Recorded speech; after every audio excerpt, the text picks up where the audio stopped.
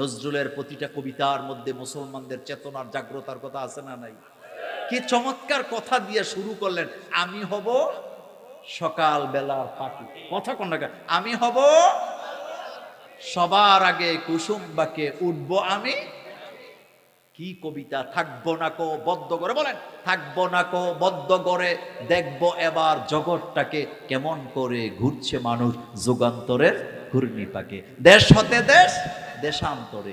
কি কথা বললেন! বিশ্ব জগৎ দেখবো আমি আপন হাতের। কথা কন না কেন আপন হাতে? আপনি এটার ব্যাখ্যা কিভাবে করবেন? সে বলছে বিশ্ব জগৎ দেখবো আমি আপন হাতের মুঠোয় পড়ে। তখনকার মুরব্বীরা বোধ করতো পৃথিবী আবার মুঠায় আসে কেমনে। এখন পৃথিবী মুঠায় আছে নাকি নাই? এই নোয়াখালীর ভাইরা কন্যা কেন আছে নাকি নাই? এই মোবাইল হাতে মানে পৃথিবী হাতে কিনা? এ কথা কি রবীন্দ্রনাথ বলছে না নজরুল বলছে? আরো জোরে বলেন। আসমানীদের দেখতে যদি তোমরা সবে যা চাও, রহিম উদ্দিন ছোট্ট বাড়ি। এ কথা রবীন্দ্রনাথ বলে নাই, এ কথা বলেছেন জসিম উদ্দিন। কথা ঠিক কিনা?